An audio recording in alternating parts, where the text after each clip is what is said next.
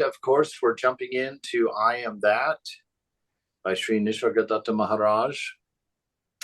And we're in that section that what is born must die. And he's asking a great question today. Well, he's been talking about this separate existence, about the nature of the soul and what happens, and is the witness permanent? And we found that, of course, the witness is not permanent, which seems obvious now that I've heard it said. But in my mind, the witness was one of those things that I thought always remained, which doesn't make sense. In one without a second, what's there to witness?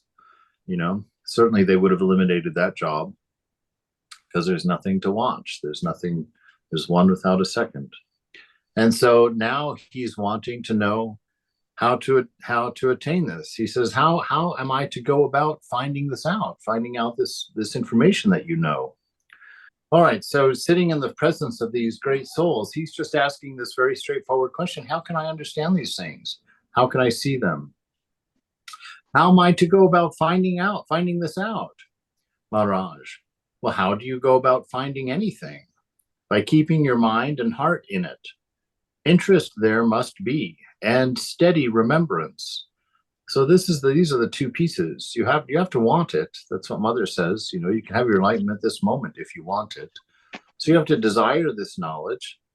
And then the second thing is this constant remembrance, which is very interesting. That's in all of these practices. Whether you're a bhakta or a jnani, both of them require this constant remembrance of the effort, of the presence, of what you're looking for. A constant discernment is part of that constant awareness. That the Vivekananda was described as a walking sword of discernment, of discrimination. Everything he encountered had to get past his discernment in the moment, always never letting himself take the unreal for the real, so that we don't slip into personalities, so that we don't slip into our thoughtless mode, where we just kind of carry on without thinking. So interest there must be, and steady remembrance. To remember what needs to be remembered is the secret of success. Okay, he takes it to another notch.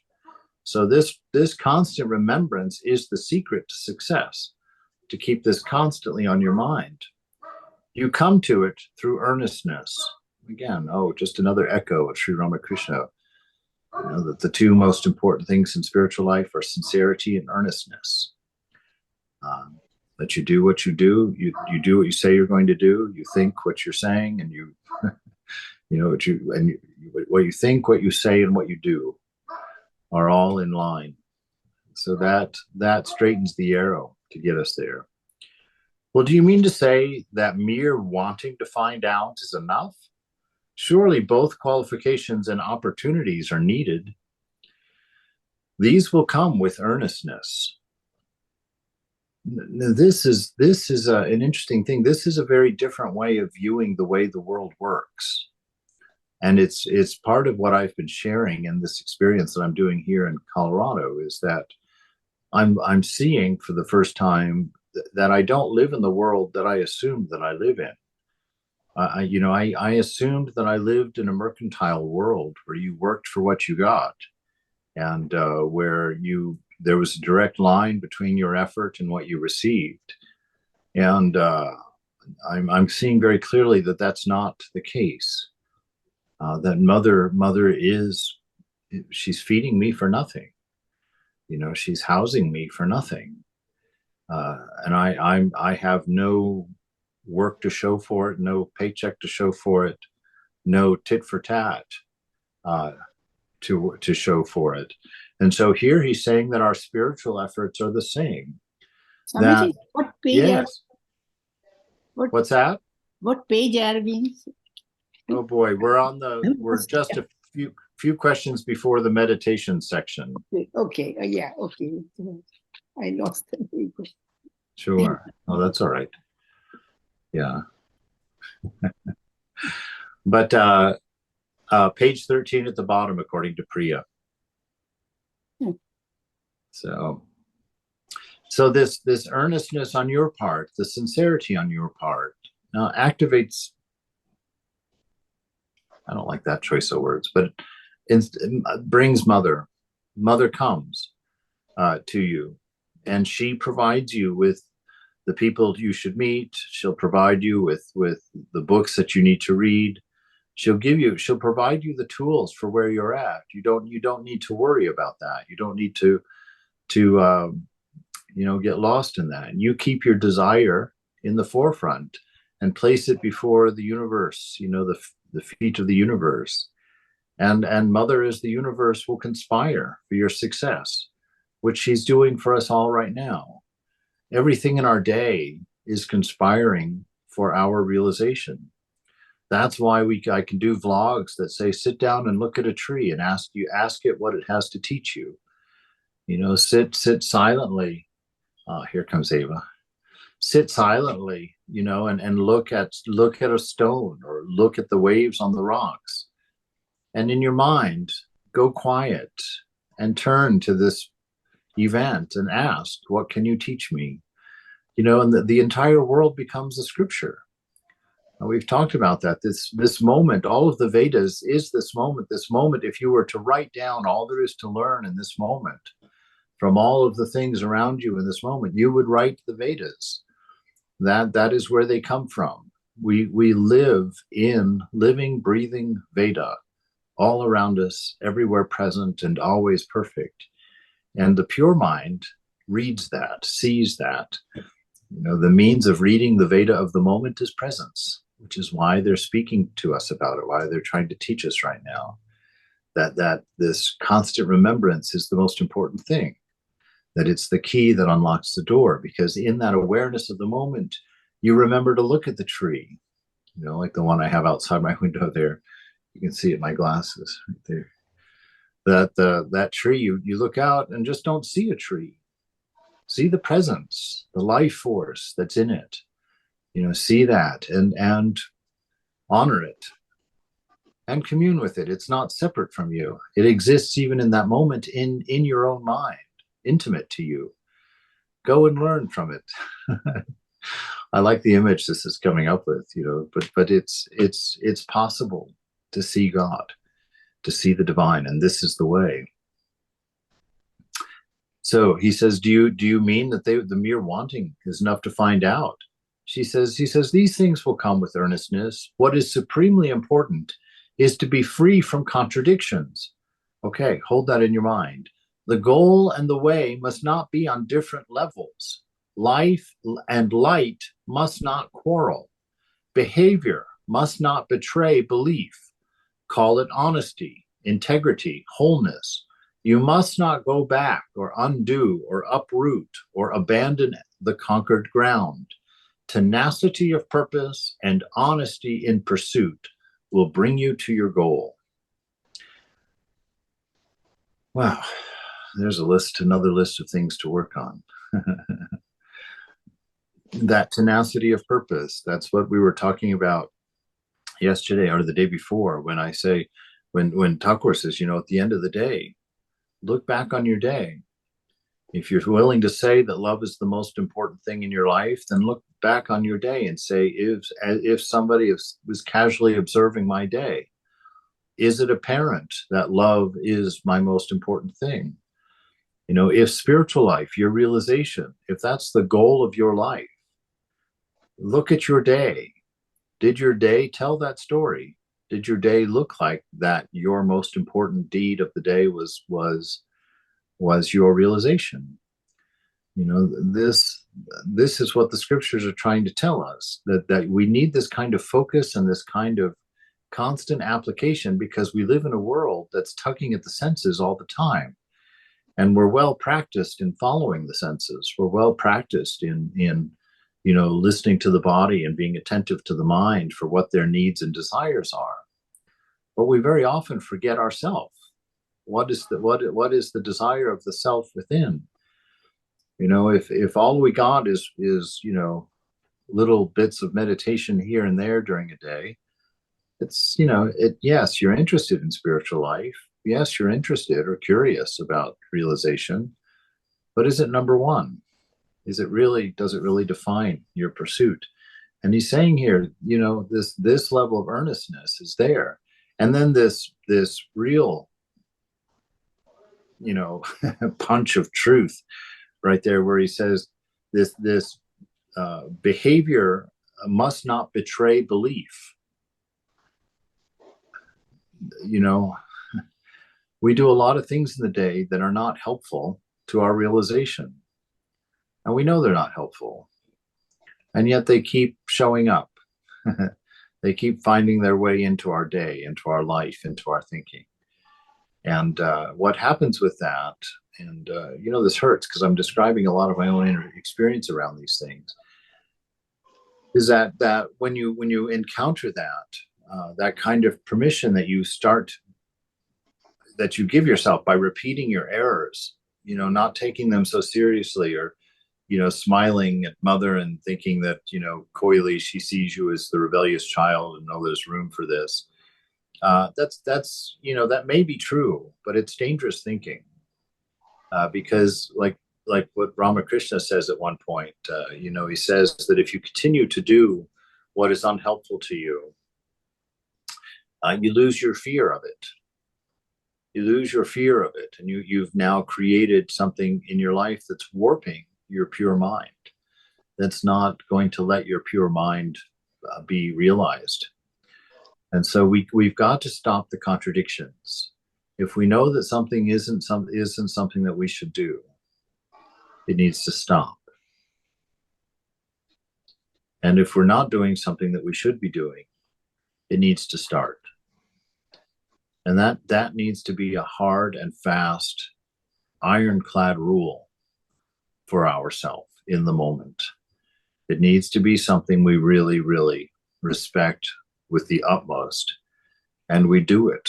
In the Christian scriptures, they talk about work out your own salvation with fear and trembling.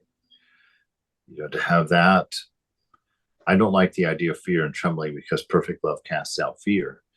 But until we get to that perfect love, it's perfectly good to have some fear and trembling, especially if it's fear and trembling around your shortcomings, around your faults, that they need to be that serious to you. You need to be that afraid of your ignorance, because we've become all right with being ignorant. We've become all right with suffering in a moderate amount, as long as it's managed in our life. We settle for that. But that to a realized soul, that would be a terror. They would look at our life of compromise, and if there's a terror in that for them, they couldn't imagine having to live without the presence for a moment, let alone a lifetime. And so this is the inspiration he's trying to portray for us here, to give to us. Take these things seriously, because this is how you will find your way. This is how you will get to your treasure.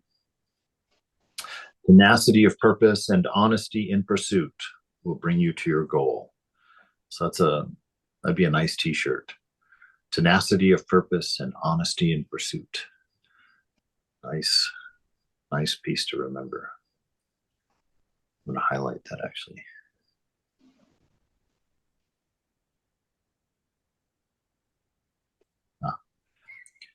Questioner: tenacity and honesty are endowments, surely. Not a trace of them I have. This might have been me in my last birth. I don't know. Maharaj: all will come as you go on. Take the first step first. All blessings come from within. Turn within.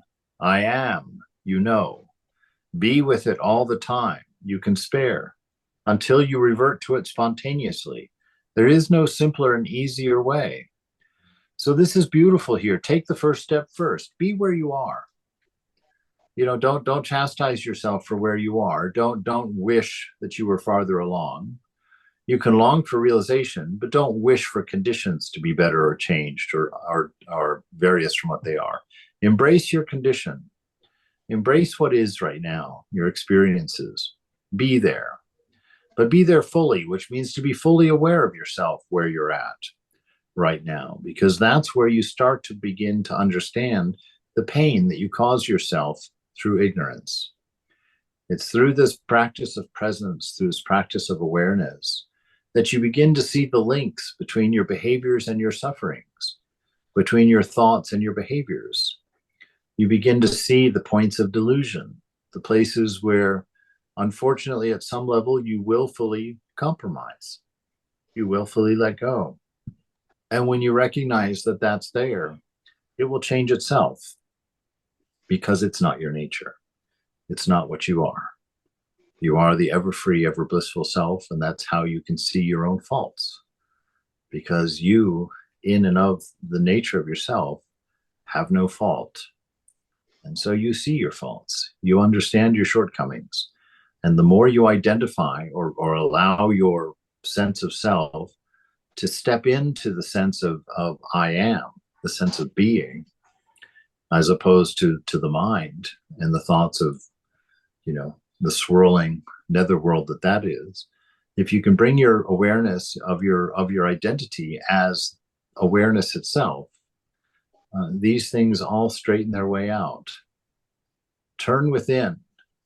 I am, So pay attention to this being. Ponder your existence.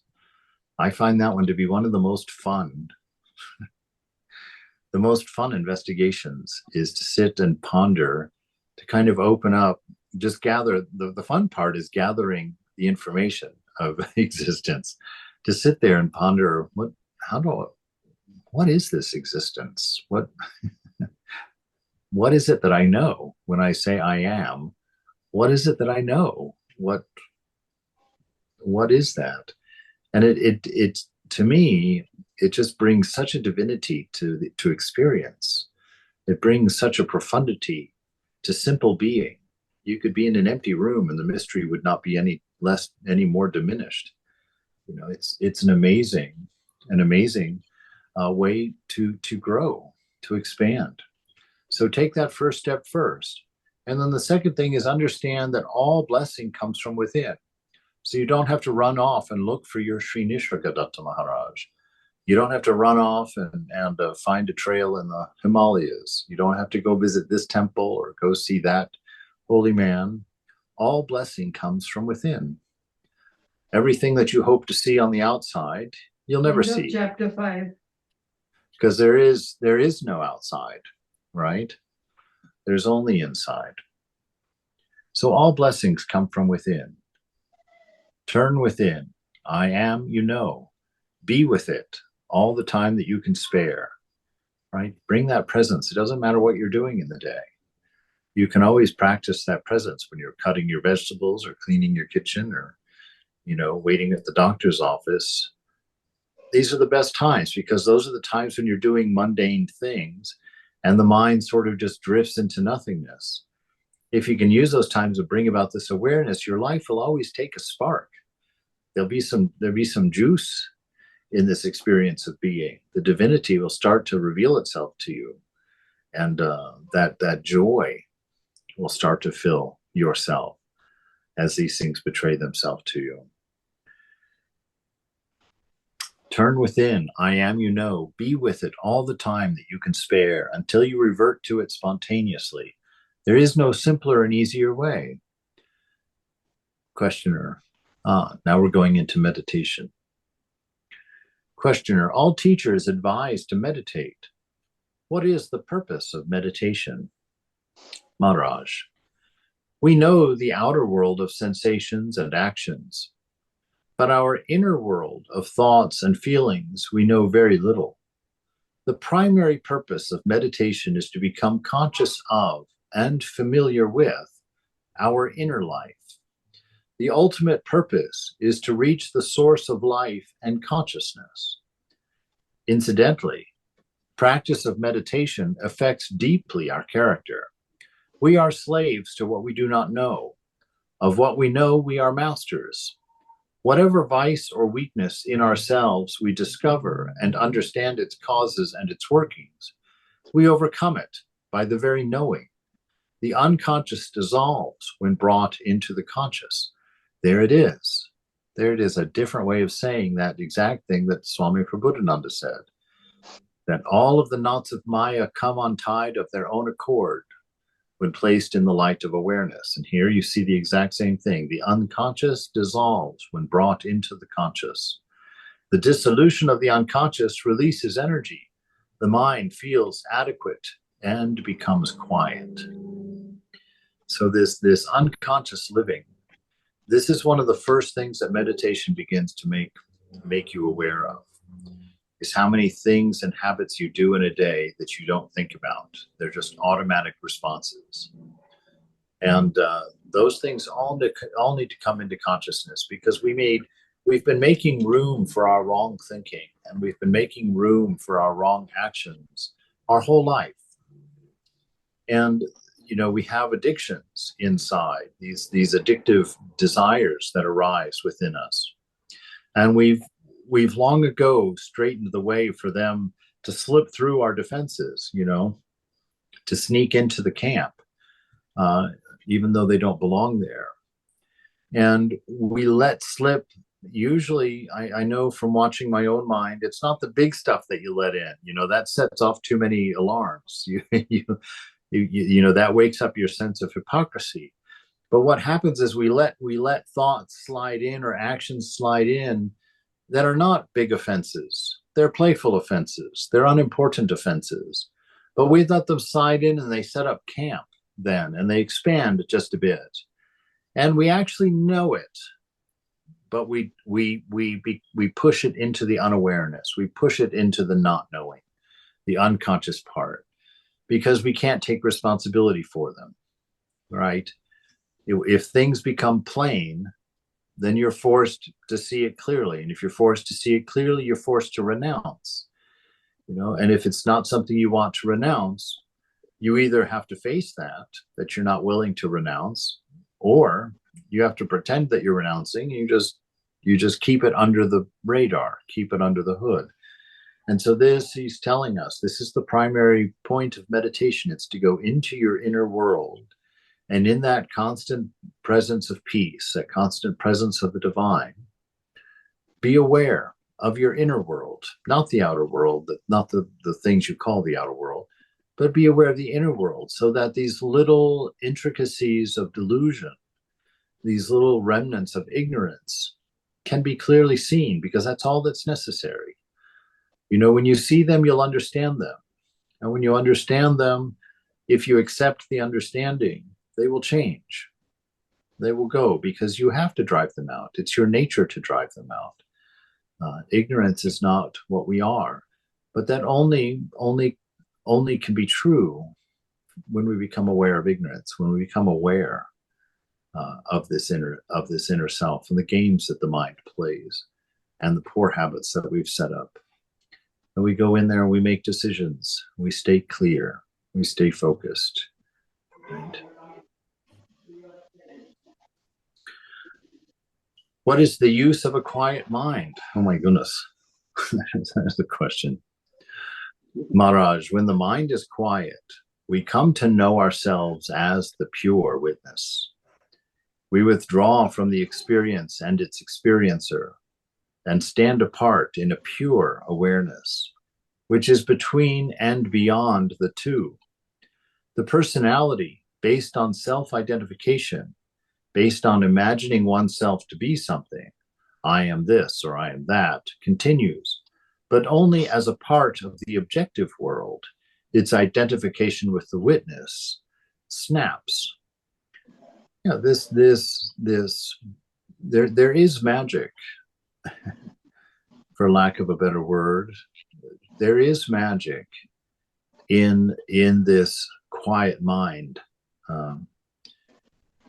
In quiet mind, it's amazing. You become aware of what your mind is responsible for. You think of things as the universe being responsible of it. You always place, the ideas of these laws of existence to be from the universe, from this outside world. But when you step out of mind, when you allow mind to be quiet, you realize that these laws come from within, from your own self, that this outside world does not have laws outside of you, that these laws are part and parcel of mind, the ideas of past, the ideas of present and future, the ideas of cause and effect, the idea of time, the idea of impurity, the idea of hunger, the idea of lack, the idea of danger. All of these things are coming from within you and not from this outside world. And so by seeing that through quiet mind, it's experiential. Through quiet mind, it's visible. And when you begin to see those things, the apparent truth, the obvious truth of yourself as not mind, not body, not material, that begins, you allow that to become true for you, because now you're seeing yourself outside of time. You're seeing yourself outside of the constraints of past and future. You're seeing the effects of grace. The grace is the ability to drop the past. I think that's a beautiful working definition of grace. Grace is permission to not accept, to not apply the past to the present, right? That means all of the story about how weak you are and how you can't meditate and how you've got at least 3 lifetimes before you'll ever realize God, and how you're just this and that and the other, or even the positive things, the things like, oh, I'm a great meditator, oh, I'm a great teacher, oh, I'm a great whatever, great. Grace is the permission to not apply your past to the present moment. And what a wonderful, wonderful, wonderful, wonderful, wonderful experience that is, to finally trust, to have faith in the permission to set it down, to set your story down, and to let yourself sit in the presence, dismissed from all the reasons of why you can't or why you haven't, to be able to just be dismissed. Those things are just, they're gone. And you finally can sit and just be utterly quiet. This is the greatest blessing of quiet mind, is that inner peace, a peace far beyond just a good mood, a peace that's far deeper than just the right circumstances of the day. Quite often we'll get up and go sit on the back deck with that cup of coffee, and oh, what a perfect morning. And we'll sit there because all the conditions are perfect. And we just sit and enjoy all the perfect conditions. And we think that's the height of it. That is so nothing compared to a moment of pure mind, a moment of clear mind, a moment of silent mind.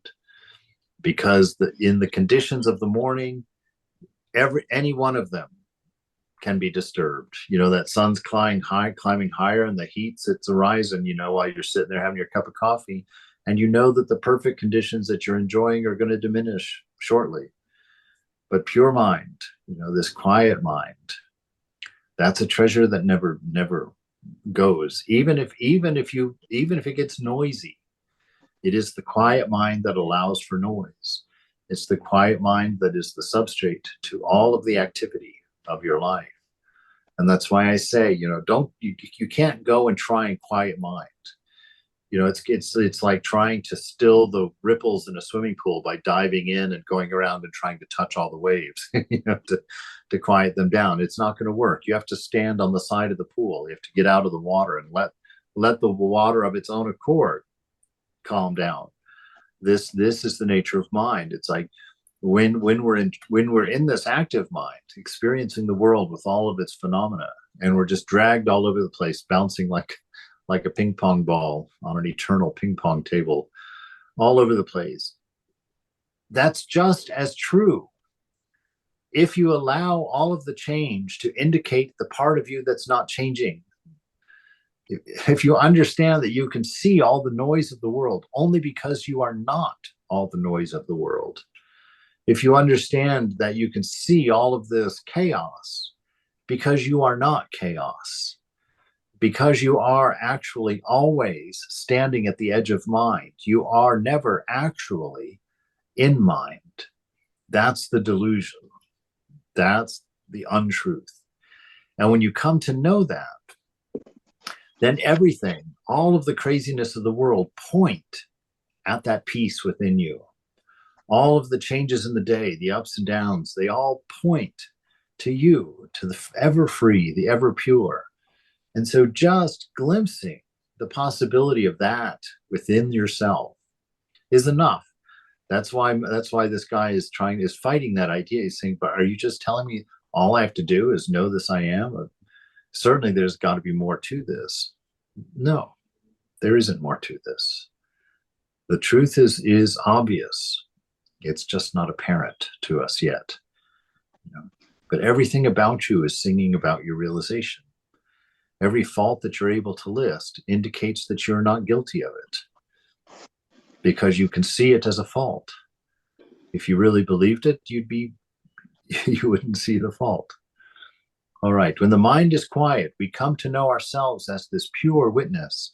It's pure, meaning that there's no, that's that me and mine. Always the word pure indicates just that utter abnegation of self or particular. We withdraw from the experience and its experiencer, the two sides of the mind, that we set up, right? That isn't real. The mind that's talking to us and the mind that's listening to itself, that is what he's talking about here. That's the experience and the experiencer. That becomes unreal. You step out of mind. There's no two anymore. There's just the self. There's not a mind talking to itself anymore. We stand apart in pure witness, which is between and beyond the two. The personality based on self-identification, on imagining oneself to be something, I'm this or I'm that, continues, but only as a part of the objective world.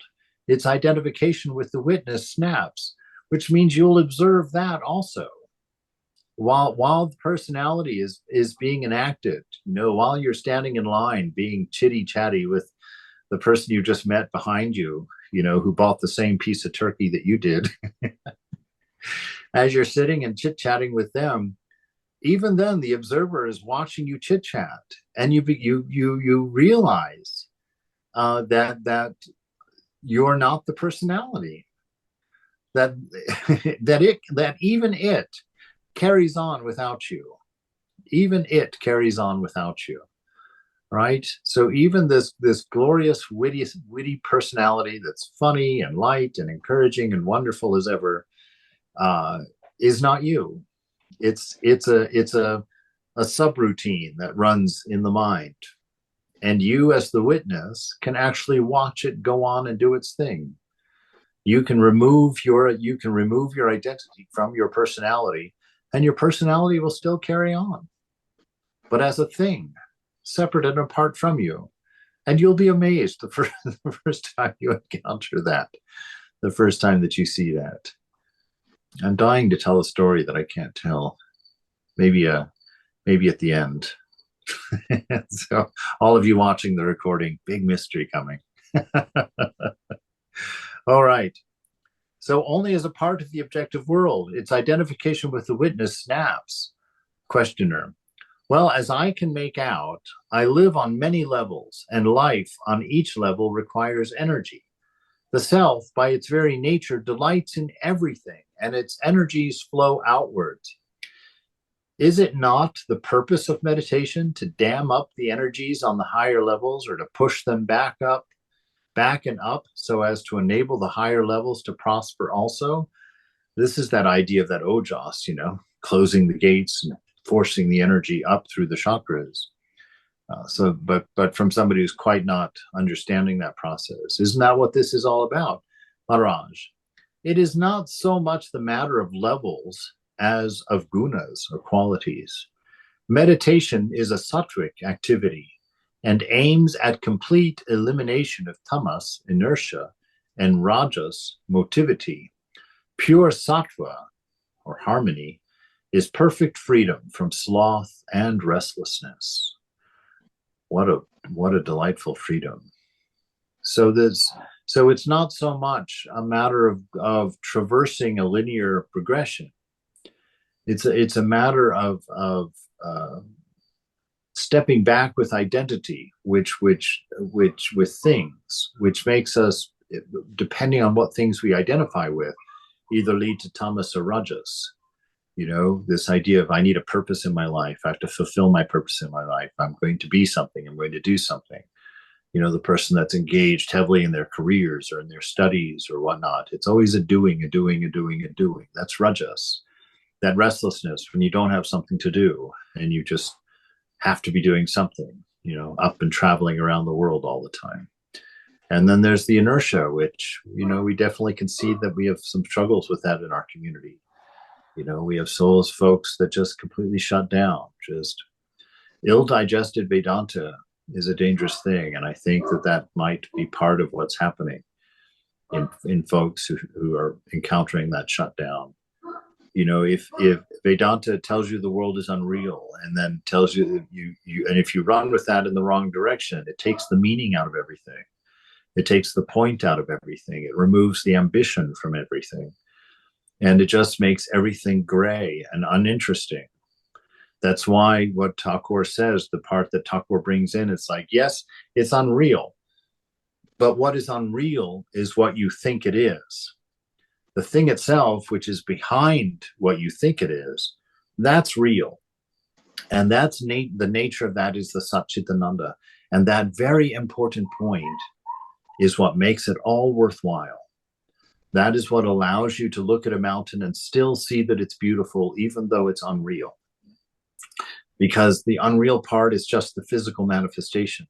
The real part is the beauty that it's signifying, that it's awakening within you, that it's that name of God that it awakens. You see, so it's so important to understand that it's not the world that is unreal. It's not all of this stuff that's unreal. It's what you think it is that is unreal. The reality is something very different. And thank God, because that reality is sweet love, sweet grace, sweet purity, sweet freedom. That's the true nature of the world. And that's what can be found there when you know yourself as the observer, when you know yourself as the dreamer and not the dreamed. That life, then you start to live. then you're alive. So how to strengthen and purify this sattva or this harmony? The sattva is pure and strong always. It is like the sun. It may seem obscured by clouds and dust, but only from the point of view of the perceiver. This is very important. Deal with the causes of obscuration and not with the sun. Understand that it's not the conditions that need to change, it's where you're standing to perceive them from. In my depression, this was a marvelous teaching to me. That first time where it occurred to me to use this idea of separation from mind, to say, I'm looking through a depressed mind. I am not depressed. Just that little bit of information freed me from that delusion. It took 15 years because I'm not all that. So it took me 15 years, but that notion, that understanding, that you are not the condition of the mind that you're perceiving. And not only that, because of grace, if you can buy into the notion of an unconditioned love, if you can manage to dare for a second to believe that grace is real and that your past does not have to define your moment, then you can be happy for no reason. You can just decide at this moment, I'm not going to stand in the perception of depression. I'm not going to stand in the perspective of weakness. I'm not going to stand in the perspective of story. I'm going to stand in the perspective of the fact that I am ever free and I am ever pure and I'm ever blissful. I am the one unchanging self. And you can stand in that place and you can let go of all of the other things that your mind is going to try and enforce on you, because mind is your karma. Mind holds your karma. It holds your story. And until you give yourself permission to separate from that story, to just set it down, not for any reason. Grace is not a reason. Grace is permission. Grace is an allowance. Grace is Mother saying, yes, you can set it all down. I'm not going to force any of it on you. Yes, set it down. Come to me. Come to me. That's the grace. And that's the sattva that's always there. That peace of mind, your own realization is always present. It's always within you. It's what's making you long for it. The more you realize that you're carrying it around for you, it's like that gold in the other room story that Thakur tells. You know that if you're staying in an Airbnb and you know that next room over is full of gold and you're a thief, you're not going to be sitting in the hot tub. You're going to be clawing to get through that wall to that gold. And when you begin to start to understand that all of these beautiful things that we long for, that they're not off and out there somewhere, they're in you.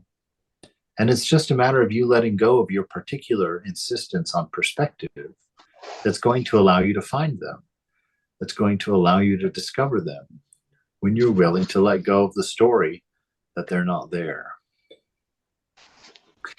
What is the use of sattva? What is the use of truth? What's the use of goodness, harmony, beauty? They are their own goal. They manifest spontaneously and effortlessly when things are left to themselves, are not interfered with, not shunned or wanted or conceptualized, but are just experienced in full awareness. Such awareness itself is sattva. It does not make use of things and people. It fulfills them. This is a beautiful distinction. It fulfills them. It allows them to be what they are. It allows them to be symbols of the divine. It allows them to be love letters of God, to go into my bhakti world there. That all of these things, this sense of awareness, you sit and look at a beautiful flower. If you're a person who believes yourself to be a body mind, you're taking something from that flower.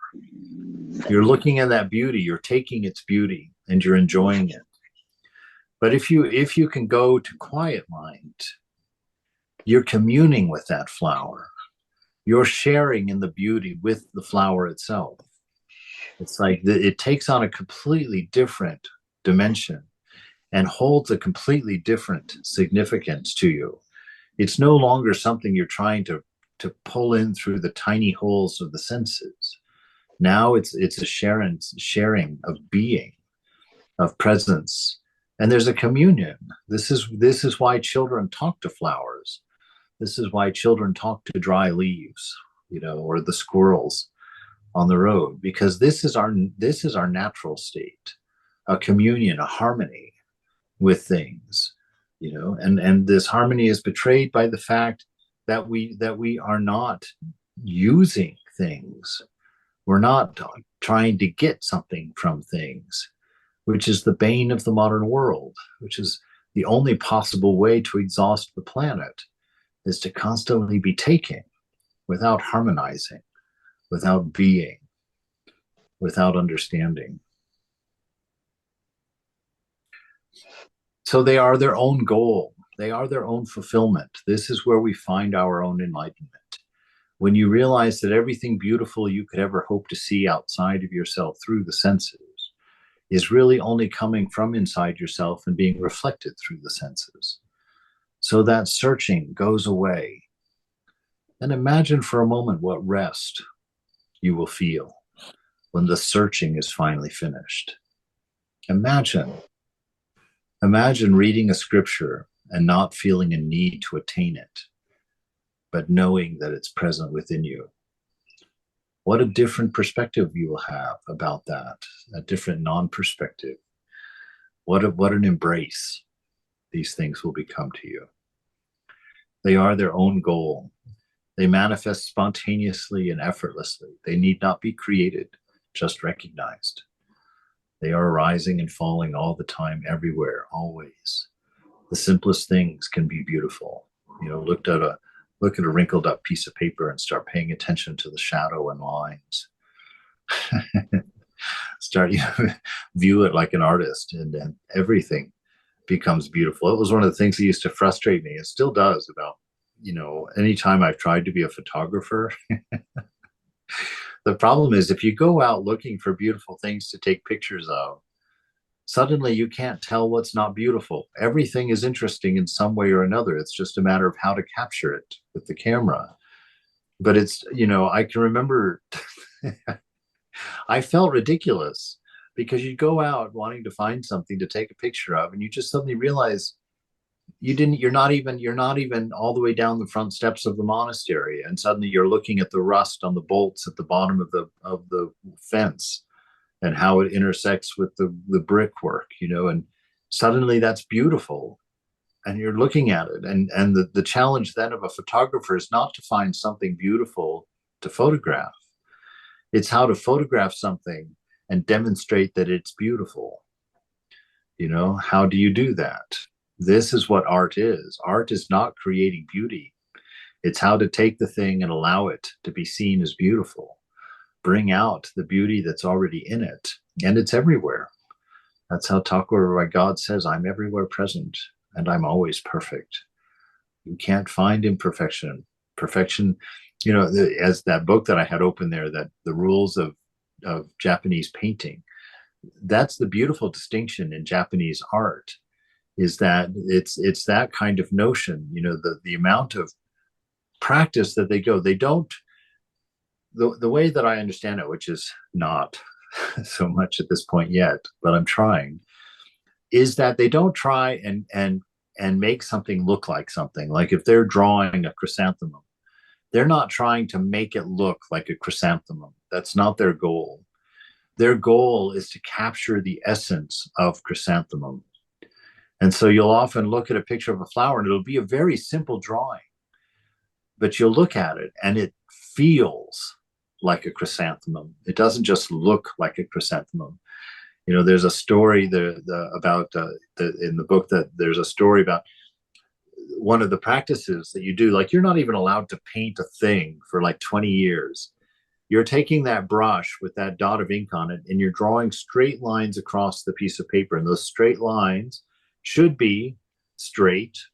They should be the exact same width all the way across the piece of paper.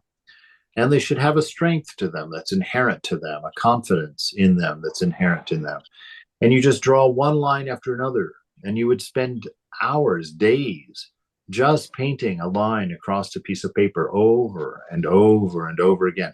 And then you get to paint them up and down. And then you get to paint them left to right, and right to left.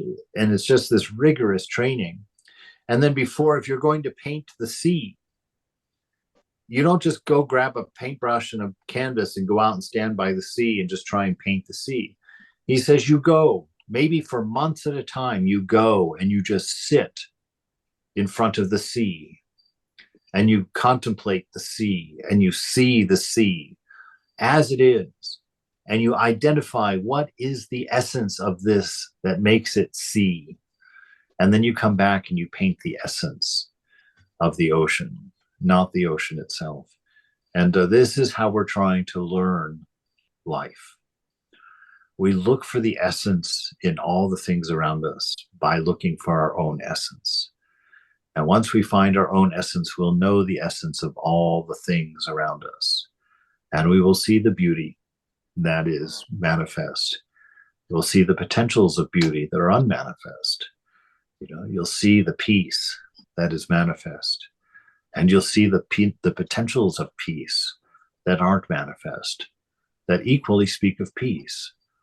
And so it's not seeing something different. It's seeing it from a different perspective, from not a perspective of a need or a usage or a want, but from a perspective of harmony, a perspective of oneness, a perspective of communion, of being a part of all of it, and knowing that if all of this is coming from out of the inside of you, if the most beautiful thing that you've ever seen was just a symbol of something that's within you, what a wonderful thing to realize. What a wonderful freedom from the need to find, get, grab, go, be. And what a lovely return to isness. Since I cannot improve sattva, am I to deal with tamas and rajas only? How can I deal with them? By watching their influence in you and on you. Be aware of them in operation. Watch their expressions in your thoughts, your words and deeds, and gradually their grip on you will lessen and the clear light of sattva will emerge. It is neither difficult nor a protracted process. Earnestness is the only condition of success. Are you willing to do what arises in you to do? When renunciation is, when it's time, if you're earnest, you renounce. If a changing in thinking becomes the thing of the moment, if earnestness is in you, the thinking changes. Are you willing? That's what Mother's asking. You can have it this moment. Do you want it? If you're earnest in that, everything will betray that truth. And it will be yours. The understanding will be yours. All right. It is 10:04. Is there a question or an unclarity or a clarifying story?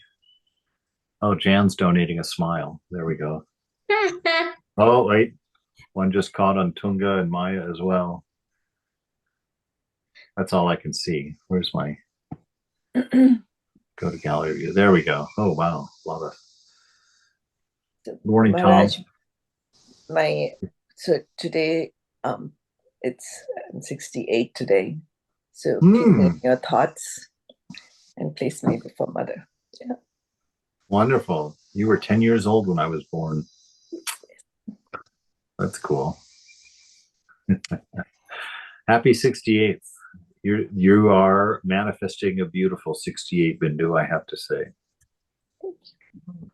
Manifesting a beautiful 68. You can sing for her.